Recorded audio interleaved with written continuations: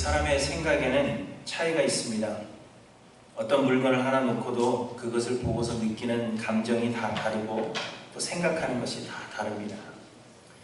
저를 보시면서 잘생겼다 그렇게 생각하시는 분들이 대부분이지만, 그러나 또 그 중에는 잘 안 생겼다 그렇게 생각하시는 분들이 있기 마련입니다.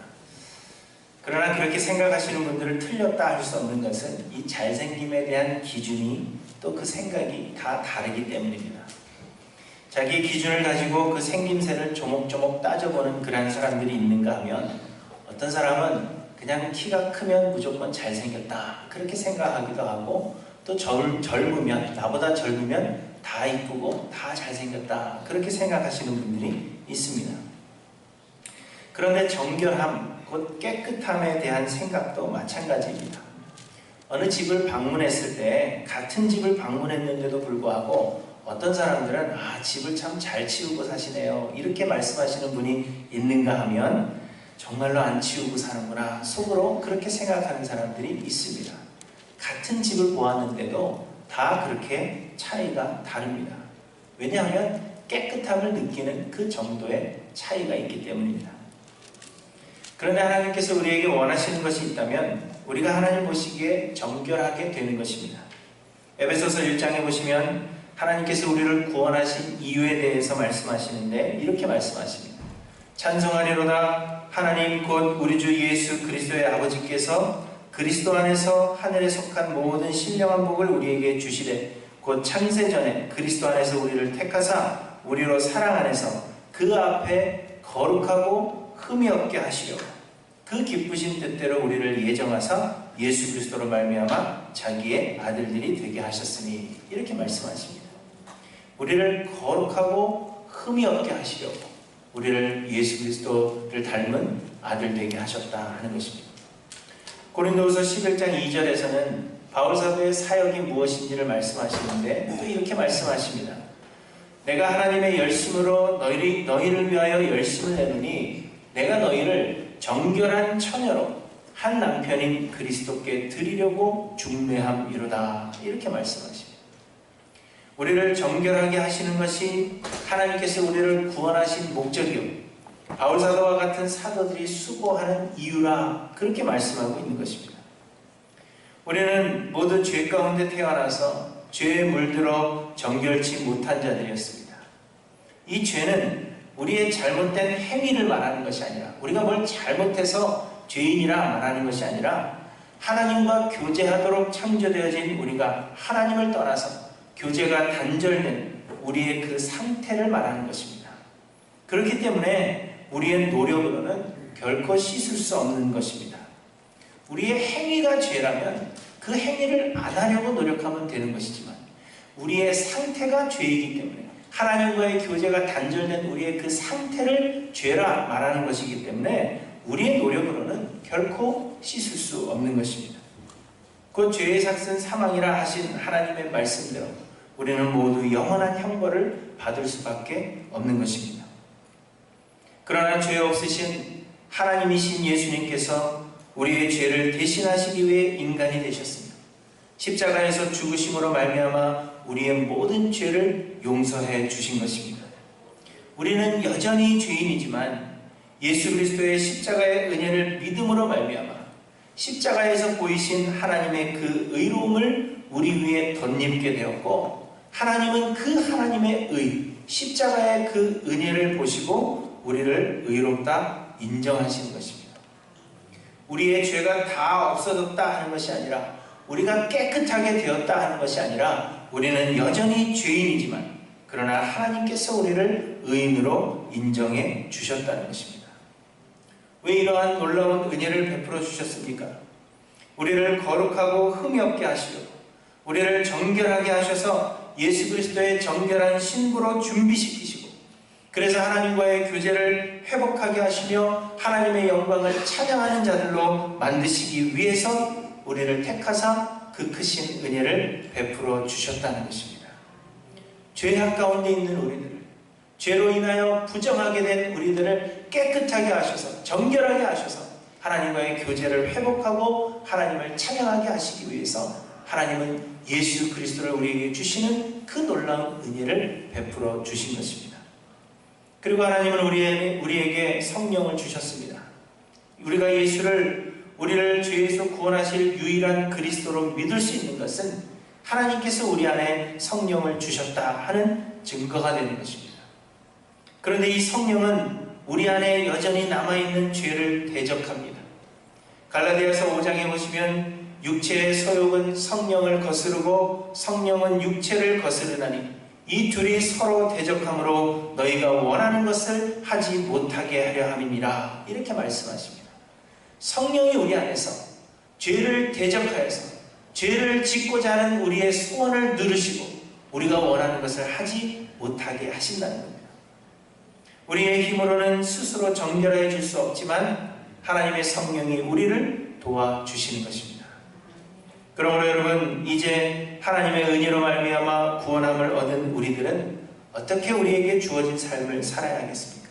바로 정결함을 추구하며 살아야 한다 하는 것입니다. 사도 요한은 하나님의 자녀된 자들로서의 삶의 자세에 대해서 다음과 같이 말씀하고 있습니다. 사랑하는 자들아, 우리가 지금은 하나님의 자녀라. 장래에 어떻게 될지는 아직 나타나지 아니하였으나 그가 나타나시면 우리가 그와 같을 줄을 아는 것은 그의 참모습 그대로 볼 것이기 때문이니 주를 향하여 이 소망을 가진 자마다 그의 깨끗함 하심과 같이 자기를 깨끗하게 하느니라 말씀하십니다. 우리는 장래에 예수 그리스도와 같아질 것을 기대하면서 이 소망을 가진 자는 내가 장차 예수 그리스도와 같아질 것이라 하는 그 소망을 가지고 사는 사람들은 예수 그리스도처럼 자기를 깨끗하게 한다. 그렇게 말씀하는 겁니다. 그리고 디도 역시 동일한 말씀을 하시는데 그가 우리를 대신하여 자신을 주심은 모든 불법에서 우리를 속량하시고 우리를 깨끗하게 하사 선한 일을 열심히 하는 자기 백성이 되게 하려 하심이라. 이렇게 말씀하십니다. 구원 얻기 위해서, 천국 가기 위해서, 세상에서 잘 먹고 잘 사는 복을 받기 위해서 하나님께 잘 보여서 뭔가를 얻으려고 하는 그렇게 하나님께 노력하는 그러한 신앙생활이어서는 안 된다는 것입니다. 구원은 하나님께서 우리에게 주시는 선물이요, 우리는 은혜 받은 자들로서 이제는 우리를 구원하신 하나님의 그 목적대로 우리 안에 여전히 남아있는 죄를 씻어버림으로 깨끗하게 되고 예수 그리스도를 닮아가는 거룩함을 이루어가는 그러한 신앙생활이 되어야 한다는 것입니다. 남들보다 좀 더 잘 살기 위해서, 남들보다 조금 더 복을 받아서 누군가에게 자랑할 만한 그러한 삶을 살기 위해서 그저 하나님 앞에 잘 보이려고 그래서 노력하는 그러한 신앙이 아니라 이미 하나님께서 우리에게 놀라운 은혜를 베풀어 주셨고 우리를 깨끗하고 정결하게 하시기 위해서 우리를 구원하셨으니 이제는 우리가 정결하게 되기 위한 그러한 노력으로 예수 그리스도를 닮아가는 신앙생활이 되어야 하는 것입니다. 그런데 여러분, 문제는 처음에 말씀드린 것처럼 우리의 정결함에 대한 기준이 제각각이라는 것입니다. 어떤 사람은 교인이 술을 마시면 안 된다 생각하는 반면에 어떤 사람은 와인 한 잔 정도는 괜찮다 생각하는 사람도 있습니다. 그리고 술을 마시는 것이 전혀 문제가 될 것이 없다, 그렇게 믿고 있는 사람도 있다는 것입니다. 저 정도 사람이면 믿음이 굉장히 좋은 사람이지, 그렇게 생각하는데 또 어떤 사람은 동일한 사람을 놓고도 믿음이 없다 생각하는 사람이 있는 것입니다. 그러니 우리가 정결해야 함에도 불구하고 이 정결함에 대한 기준이 자기 마음대로라면 정결하지 못함에도 불구하고 자신이 정결하다 생각하고 나는 다 이루었다 자만하는 경우가 발생하게 되는 것입니다. 그래서 오늘 본문에서 하나님은 우리가 하나님 앞에 거룩하고 흠이 없이 정결하기를 원하시는데 어느 수준까지 정결하기를 원하시는지 하나님께서 보시는 그 기준에 대해서 우리에게 말씀해 주시는 것입니다. 우리는 각자가 가지고 있는 그 정결함의 기준을 버리고 하나님은 우리가 어디까지 정결해지기를 원하시는가 하는 것을 알아서 정결함의 소망을 가지고 살아가야 한다 하는 것입니다. 그런데 오늘 본문이 말씀하시는 이 하나님의 정결함의 기준은 우리가 생각하는 정결함의 기준, 즉 이 정도면 괜찮겠지 하는 그 수준을 훨씬 뛰어넘는 것이라 하는 것을 발견하게 됩니다. 오늘 본문 중에서 21장 1절에서 9절까지의 말씀을 보시면 우리의 현실과는 너무나도 동떨어진 규례 하나를 우리에게 말씀하십니다. 어느 들에서 피살된 시체 하나가 발견되게 됩니다. 그런데 누가 그를 죽였는지 도저히 알 수가 없는 것입니다.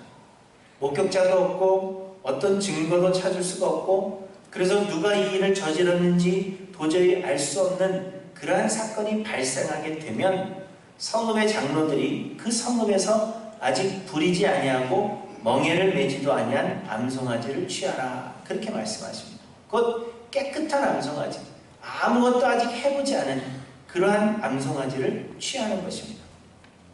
그리고는 그 암송아지를 역시 물이 항상 흐르고 사람의 흔적이 별로 없는 깨끗한 골짜기로 데리고 가서 그 송아지의 목을 꺾어 죽이라는 것입니다. 그리고 성읍의 장로들은 송아지 위에서 손을 씻고 자신들의 무죄함과 이 사건에 대한 아무런 관련이 없음을 선포하라, 그렇게 말씀하십니다. 암송아지의 목을 꺾어 죽이는 것은 살인이라는 이 죄가 죽어 마땅한 죄라 하는 것을 상징하는 것입니다.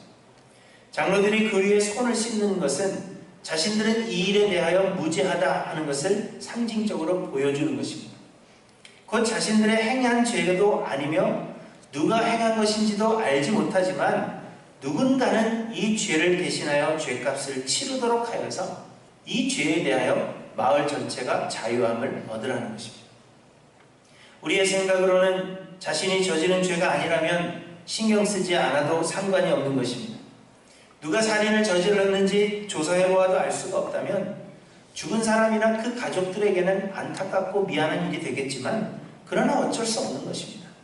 그저 누군가가 원한을 샀겠지, 그렇게 생각하고 나에게 그런 일이 일어나지 않도록 조심하면 되는 것입니다. 그러나 하나님은 세상에 때가 묻지 않은 어린 암송아지를 택하여서 깨끗한 곳에서 그 목을 꺾어 그 누군가가 저지른 죄값을 대신하게 하는 이 번거롭고 귀찮은 일을 행하라 말씀하십니다. 비록 송아지라 할지라도 누군가의 희생을 필요로 하고 있는 것입니다. 하나님은 왜 이런 번거로운 규례를 여러분 주셨을까요? 그 이유는 가만히 들어와서 우리를 물들이는 죄로부터 우리의 마음과 생각을 지키도록 하시기 위함입니다. 여러분, 이 죄라는 것은 우리가 육체적 힘으로 대적하고 싸워서 물리쳐야 하는 물리적이고 외부적인 세력이 아닙니다. 우리는 누군가가 나를 힘들게 하고 괴롭히면 뭐라 그러죠? 사탄아 물러가라, 그렇게 이야기를 하죠. 우리의 생각에 사탄은 나를 힘들게 하고 괴롭히는 어떤 사람, 외부의 세력, 외부의 어떤 힘이라 그렇게 생각하는 것입니다. 그래서 죄를 대적한다 하는 것도 어떤 외부에서 오는 물리적인 세력과 내가 맞서 싸우는 것이라 그렇게 생각하는 것입니다. 나는 원래 정결한데 외부의 세력이 죄가 되어서, 죄가 외부의 세력이 되어서 나에게 공격해오는 것이라 생각하는 겁니다. 그래서 내가 그것을 대적하는 것이라 우리는 그렇게 생각하죠. 그렇기 때문에 예수 믿는 사람이 믿지 않는 사람들보다 일을 더 잘해서 높은 자리를 차지하게 되면 우리가 이겼다, 영적 전쟁에서 승리했다, 그렇게 생각하는 것입니다. 그러나 여러분, 이 죄라는 것은 외부의 물리적인 세력이 아니라 죄는 항상 내 안에 있습니다. 우리아의 아내 밧세바를 범하고 나단 선지자로부터 책망을 받은 다윗은 이렇게 고백합니다. 나는 내 죄가를 아오니 내 죄가 항상 내 앞에 있나이다, 이렇게 고백합니다.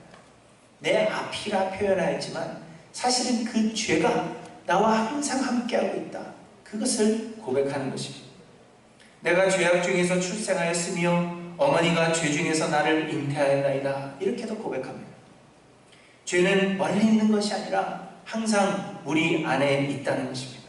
곧 우리가 죄인이요 우리의 본성 자체가 죄며 곧 우리가 죄라 말하는 것입니다. 우리는 죄덩어리에 불과합니다.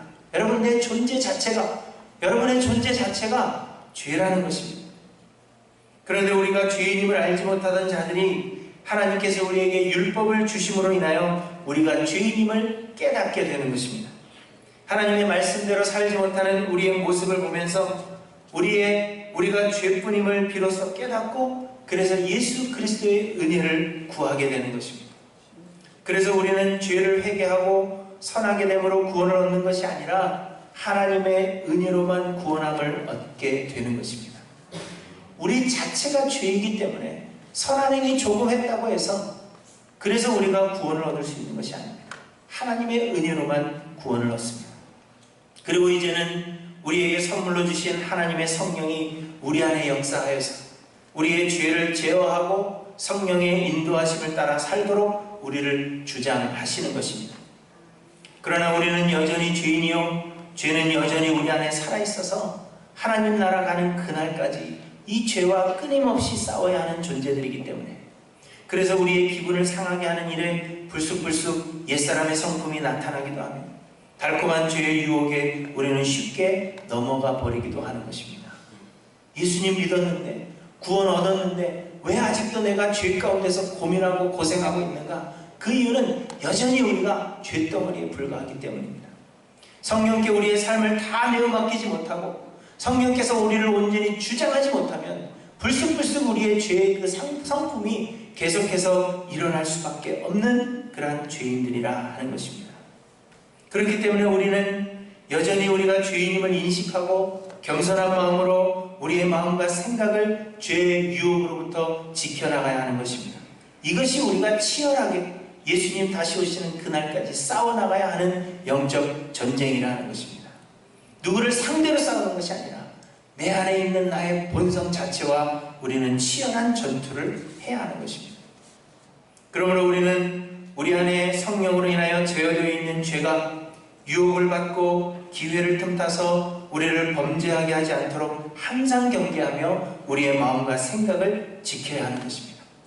죄는 항상 우리 안에 있기 때문에 어떤 세력이나 권세로 우리와 싸우려 할 필요가 없습니다.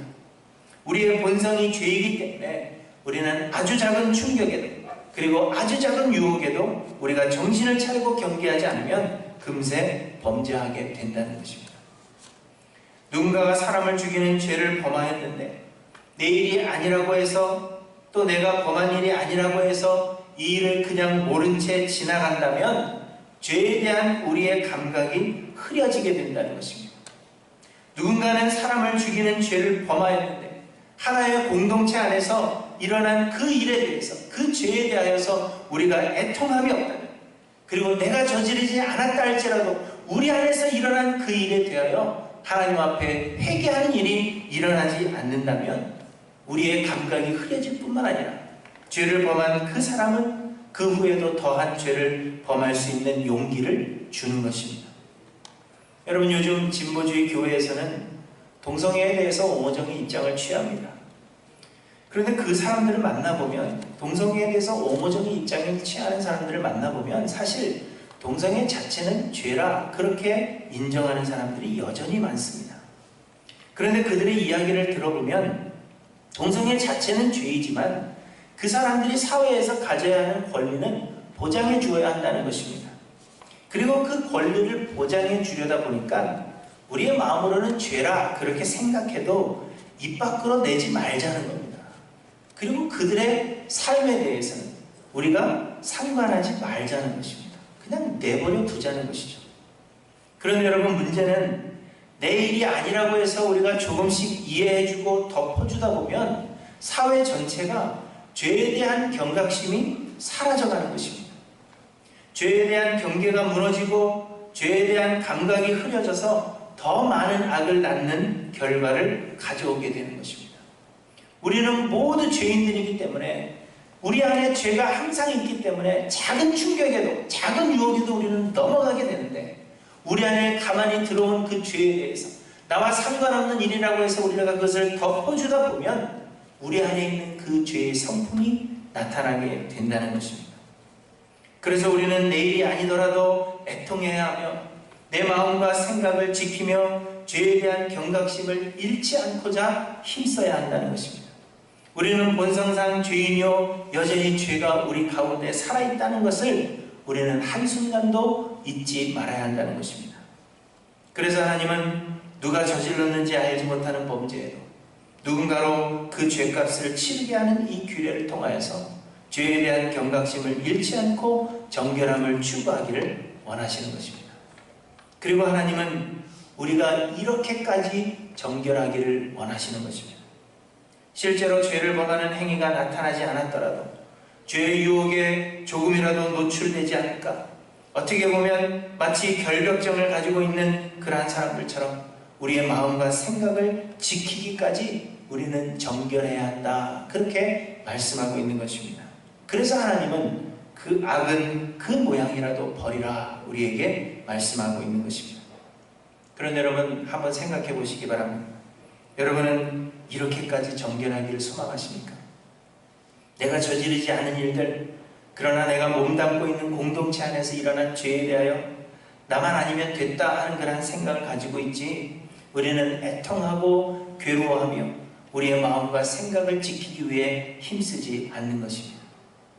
내 마음이 혹 작은 유혹에 나도 모르는 사이에 물들어가서 조금씩 하나님과 멀어지며 세상과 가까워지고 있는 것은 아니지, 우리 자신을 돌아보며 항상 경계하고 있는 그러한 삶이 되고 있는지, 우리는 악은 그 모양이라도 버리고자 힘쓰고 있는지 우리의 삶을 돌아봐야 합니다. 이것이 하나님께서 우리에게 원하시는 정결함이라 하는 것입니다. 여러분, 우리는 이렇게까지 정결함을 추구하고 있는가 한번 돌아보시기를 바랍니다. 또 한 가지, 하나님은 우리에게 정결함의 예를 말씀하시는데, 오늘 우리가 읽은 본문의 후반부입니다. 자녀가 있는데 그 자녀가 부모의 말을 잘 듣지 않는 것입니다. 공부하라 하는데도 공부는 하지 않고, 부모가 말을 하면 듣는 것이 아니라 눈을 똑바로 쳐다보고 말대꾸를 하는 것입니다. 하라는 공부는 하지 않고 밤낮으로 게임만 하고 친구들과 만나 노는 일에만 시간 가는 줄 모르고 노는 것입니다. 성경에는 그렇게 되어 있지 않지만 제가 이것을 현대로 번역을 해보니까 이런 얘기더라고요. 근데 얘기를 하다 보니까 저희 아들 이야기입니다. 만약에 여러분 이런 자녀가 있다면 그를 성읍 장로들에게로 끌고 가서 장로들 앞에서 이 자식의 완악하고 패역함을 말하여 온 성읍이 알게 한 뒤에 성읍의 사람들이 다 같이 돌로 쳐 죽이라 하는 것입니다.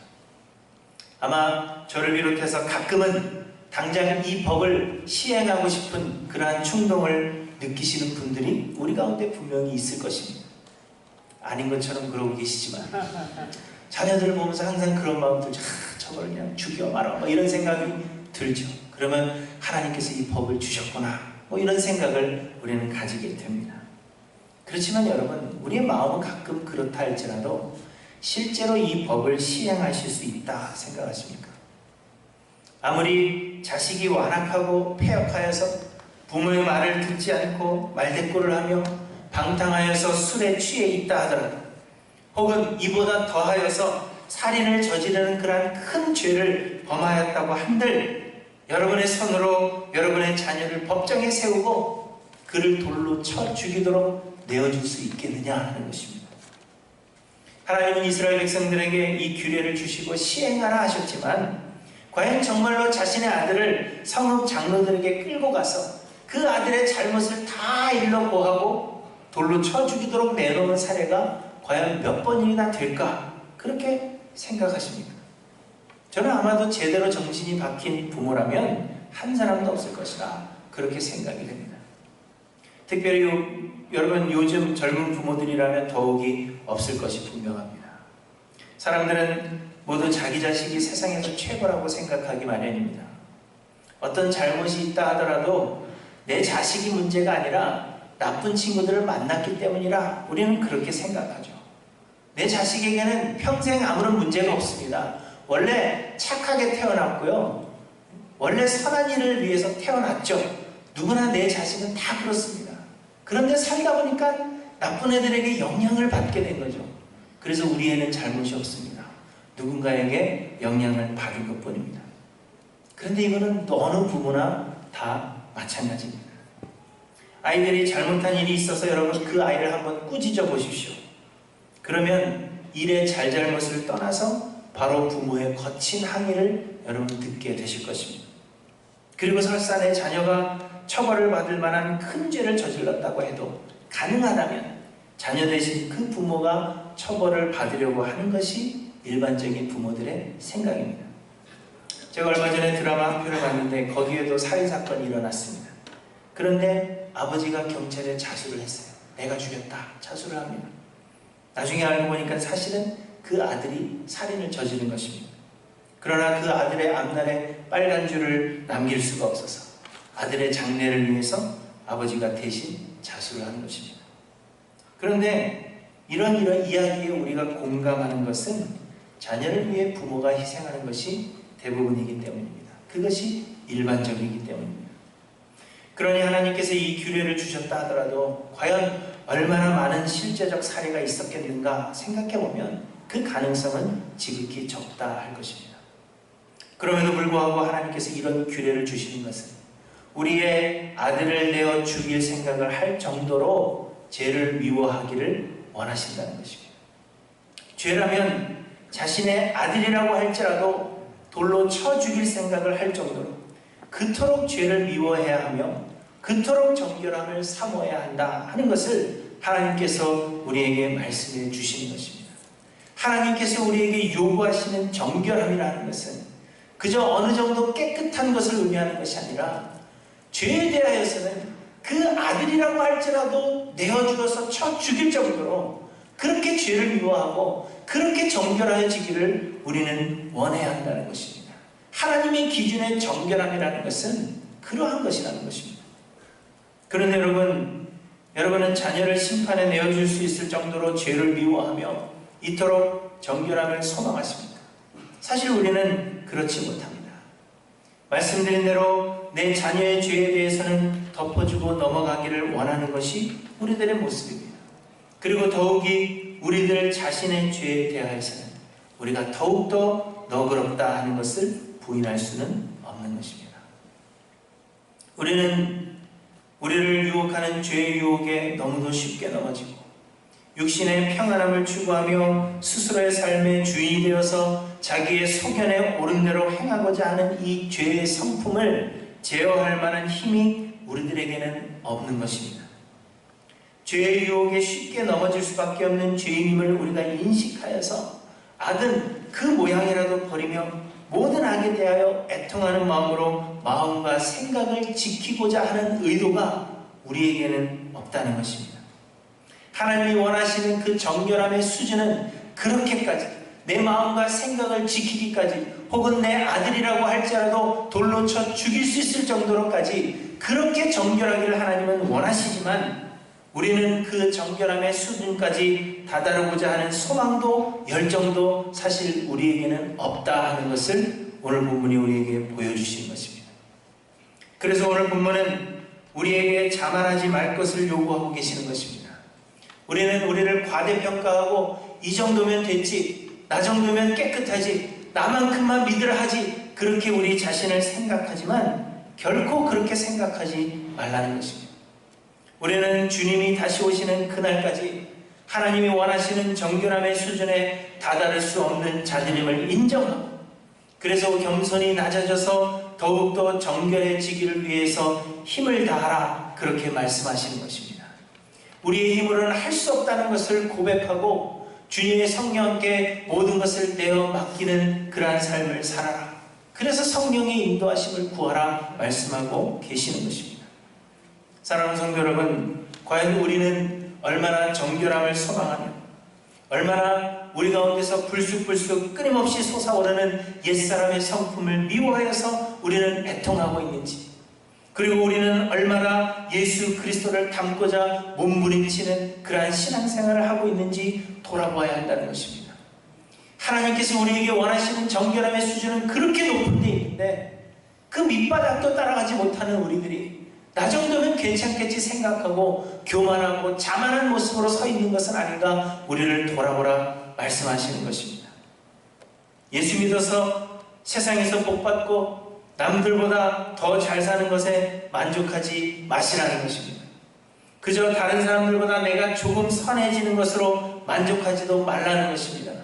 조금 선해지는 것이 문제가 아니라 우리의 본성 자체가 완전히 변화해지는 것, 우리의 옛사람은 완전히 죽고 의와 진리의 거룩함으로 새 사람이 되는 것, 완전한 새 사람으로 변화되는 것, 그것이 우리의 신앙생활의 목표가 되어야 한다는 것입니다. 그런데 여러분, 무엇을 목표로 여러분 신앙생활 하십니까? 무엇을 바라보며 신앙생활하고 있는지 우리를 돌아봐야 한다는 것입니다.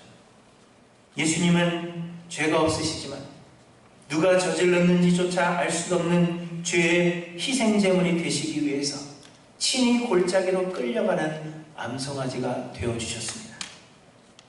예수님은 죄가 없으시지만 우리가 무슨 죄를 지었는지도 다 알 수 없는 그 수많은 죄를 예수님께서 친히 담당하시기 위해서 골고다 언덕을 오르시며 그 모가지가 끊어져서 죽어버리는 암송아지가 친히 되어주셨다는 것입니다. 우리 중에는 그 아들을 심판에 내어주기까지 죄를 미워하는 사람이 없지만, 그러나 하나님은 죄 없으신 독생자를 우리와 같은 죄인을 대신하여 내어주셔서 십자가에 달려 죽게 하시기까지 하나님은 죄를 미워하신다 하는 것을 우리에게 말씀해 주십니다. 그런데 여러분은 얼만큼 정결하기를 원하십니까? 하나님은 예수를 내어주시기까지 그렇게 정결함을 원하시고 그렇게 죄를 미워하시는데 우리의 살아가는 그 삶의 모습은 과연 어떠한가 우리는 돌아봐야 할 것입니다. 사랑하는 성도 여러분, 정결함의 과정은 끝이 없습니다. 예수님이 오시는 그날까지, 우리가 하나님 나라 가는 그날까지 정결함의 과정은 끝이 없는 것입니다. 지금 내 모습에 만족하지 마시고 이 정도면 됐다 안주하지 마시기 바랍니다. 우리가 현실에 안주하려 할 때마다 우리를 위해 희생제물이 되어주신 예수 그리스도를 생각하고 예수 그리스도로 우리의 삶을 채우시기를 바랍니다. 그래서 마지막 날에 그리스도와 같아질 그 소망을 가지고 자기를 깨끗하게 해나가시는 하일랜드 교회 모든 성도님들이 되시기를 바랍니다. 우리의 능력으로는 불가능하지만 우리가 하나님 앞에 겸손하게 낮아져서 하나님의 성령이 우리의 몸을 맡길 때 하나님 우리를 정결하게 만들어 나가실 것입니다. 그래서 마지막 날 그리스도와 같아질 것을 소망하시면서 자기를 깨끗하게 해나가시는 하일랜드 교회 모든 성도님들이 되시기를 주님의 이름으로 간절히 축원합니다. 기도하십니다.